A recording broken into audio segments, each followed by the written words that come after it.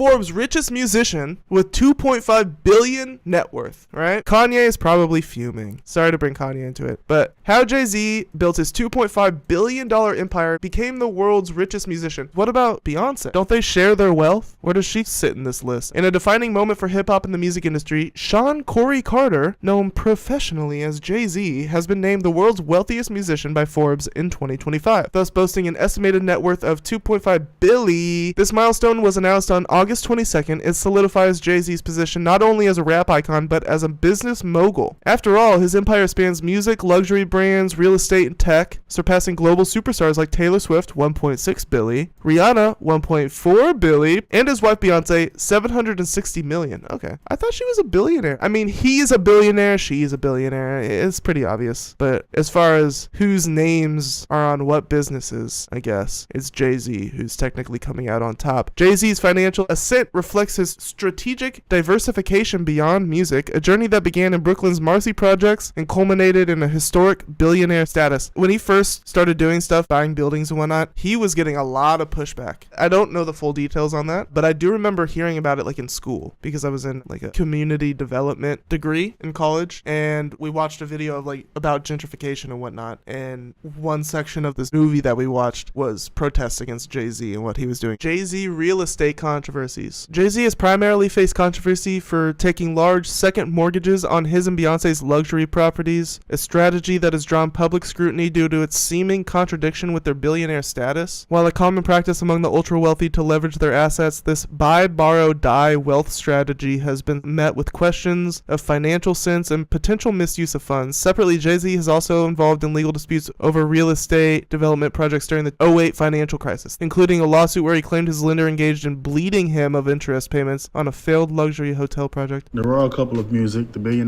dynasty themselves, just took out a second mortgage on their Bel Air estate in the amount of $57.75 million. Now let's break it down, because this came out a month ago. This is the Real Estate Insider. Beyonce and Jay-Z just took out a mortgage that'll leave you speechless. The billionaire power couple Beyonce and Jay-Z are making major moves in the real estate game, and their latest decision has jaws dropping across the industry. Despite dropping $200 million in cash on a Malibu mega mansion last year, the Carters just took out a $57.75 million second mortgage on their $88 million Bel Air estate. That's right, their total borrowing on this one property now tops $110 million, with monthly payments pushing $536,000 a month. Holy shit, for one property. Why would two of the richest entertainers alive take out that kind of debt? That's the thing. You never use your own money. That's the Trump strategy. This ain't monopoly money. They bought this Bel Air beast of a mansion for $88 million back in 2017, then turned around in 2023 and dropped $200 million in cash. I said again, $200 million in cash for a record-breaking Malibu fortress. I thought that meant Bel Air was in the rear view. Nope, wrong. Turns out the Carters said, "No, we're keeping it." And then in April 2024, they borrowed another $57.75 million on top of a previous $52.8 million mortgage they already had. That brings their total loan amount on the Bel Air crib to a staggering $110 million. Do you understand what kind of mortgage payment that is? We're talking over $536,000 a month, over $500,000 a month. That's more than most folks make in a decade. Some people don't make that in their lifetime. Now listen, I ain't saying they can't afford it. Of course they can. They could buy a private island tomorrow and still have change left for a Super Bowl halftime. But still, this move, it raises eyebrows. It's interesting. Why borrow when you got millions? Why borrow when you got billions? I think this is where it gets interesting, because rich people, they play the game altogether differently. This ain't about being broke. It's about leverage. It's about freeing up cash. It's about tax strategy. It's about liquidity. Still, I gotta say it. So they're able to keep the cash that they have and not have to, pay out of pocket up front. It's pretty obvious. The tax part, I'm not sure about. So I guess you get more tax breaks when you borrow money. I don't know how the fuck that works. I mean, shit. If I had just spent $200 million on a Malibu mega mansion in cash, I don't know if it would make sense to. I don't know if I'd still be making 2 monster mortgage payments like I'm renting a Ritz-Carlton every month. But hey, they got it. They can do it. It's That's what they've decided to do for whatever reason. They didn't become music moguls and real estate titans by playing it safe. So salute to the Carters.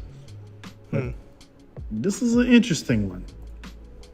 Nice little video there. Thank you, the Real Estate Insider. That's good real estate insight. But yeah, so Jay-Z, $2.5 billion empire. 2.5 billions. Okay, billions. This $500,000 a month mortgage payment, it's doable. Let's just say that for them. You know, it's definitely a large chunk of change. Like, it's not going to go unnoticed, but the money's coming in. Sheesh, man. How do you get to that? I mean, you know, Jay-Z, he's obviously a business tycoon, but before all that, he was just a rapper. Like Lil Wayne, Eminem, like everybody else. But Jay-Z did something different. It's not just like, yeah, he's a smooth rapper. Like, of course he's a 2.5 billionaire. No. Jay-Z moved different than everybody else. Fascinating. Oh, there's more. From Brooklyn to billions. Jay-Z's rise to riches. So it's going all the way back. Born in Brooklyn. In the late 80s, he began his musical career. In 96, through his co-founded label Rockefeller Records, he released his debut album. See, that's pretty telling as well. Like, he was a businessman before he was a rapper, obviously, with the drugs and everything. But imagine your debut album is coming out on your own record label. Like, that's almost unheard of, even in the independent age here. What I'm trying to say is that Jay-Z built the business first, and then he did the music. He had to figure out the music, like what's the right direction to go with the music, and he figured it out. Because first and foremost, he's a smart guy. He sold 140 million records in his lifetime, and he's won 25 Grammys in his lifetime. Key business ventures. Jay-Z's ascent to the top of Forbes' 2025 billionaire list is a testament to his business acumen. He has a breakdown of the ventures that have driven his wealth. Roc Nation, founded in 2008 with a $200 million Live Nation deal. Roc Nation is a multidisciplinary entertainment agency managing artists like Rihanna and athletes like Kevin Durant. In 2022, Forbes ranked Roc Nation Sports number 7 among top sports agencies, contributing significantly to Jay-Z's portfolio. Liquor brands. Jay-Z's alcohol ventures are among his most lucrative. In 2021, he sold a 50% stake in his champagne brand Armand de Brignac, Ace of Spades, to LVMH for an estimated $300 to $640 million. In 2023, he sold a majority stake in his cognac brand Douce to Bacardi for $750 million, rejecting an earlier $500 million offer. He rejected $500 million and they upped it, bro. That's insane. Have you ever drank Douce? Maybe once I've drank Douce just because I knew it was Jay-Z's. But damn, Bacardi, they really wanted that. These deals alone netted him over $1 billion. In 2015, he launched Tidal. He acquired Tidal for $56 million,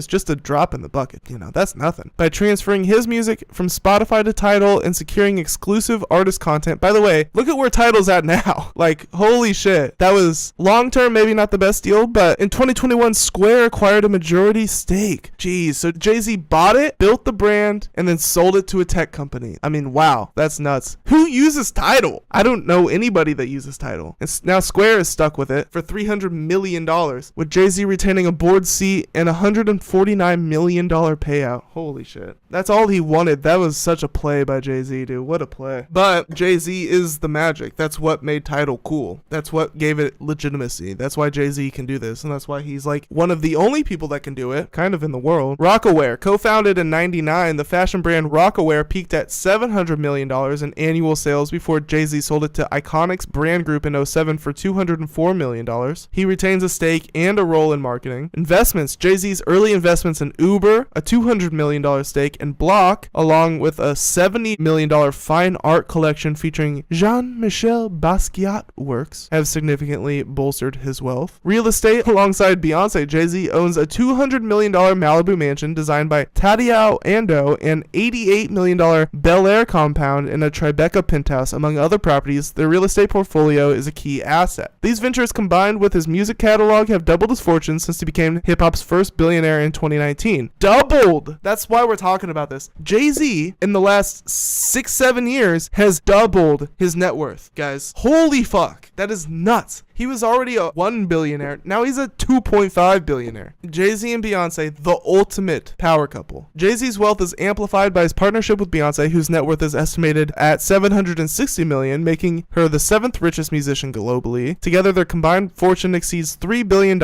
establishing them as entertainment's most powerful couple. Beyonce's 2023 Renaissance Tour grossed $579 million, and their 2018 On the Run 2 tour earned $250 million million, showcasing their ability to leverage their star power. Beyonce's ventures, including Parkwood Entertainment and her fashion and fragrance lines, complement Jay-Z's empire. What's next for Jay-Z? At 55, Jay-Z shows no signs of slowing down. His Rock Nation continues to expand, managing top talent and sports stars. Rumors of a potential relocation to the UK's Cotswolds following Beyonce's Cowboy Carter tour suggest new ventures may be on the horizon. His art collection and tech investments, including stakes in SpaceX, indicate a focus on long-term growth. As Forbes notes, Jay-Z's wealth is a testament to his knack for diversification and business savvy, outstripping the estates of legends like Elvis Presley and Michael Jackson. With a legacy built on vision and resilience, Jay-Z remains a blueprint for aspiring entrepreneurs. Wow, nice, Jay-Z. Can you spare a couple mil? He could spare a couple mil to American citizens, right? Let's do that math. If Jay-Z is worth $2.5 billion,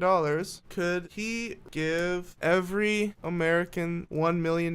So I asked, if Jay-Z is worth $2.5 billion, could he realistically give every American citizen $1 million and still have enough for himself to live comfortably? And it says, let's run the math on that. All right, Jay-Z's net worth, US population, 335 million people. If he tried to give every American $1 million, that's $335 trillion. His net worth is only $2.5 billion, which is just a tiny fraction of that. So no, it's not even remotely realistic. In fact, with $2.5 billion, he could give each American about $7.46. To give each person $1 million, someone would need a net worth of at least $335 trillion. Fuck you, ChatGPT. Fuck you. I don't care. Jay-Z's too rich. That's what we could all be, right? We could all get there if we all just try hard enough and pull ourselves up by our bootstraps. I'm Poland. Okay, I'm over it. Jay-Z's rich as fuck.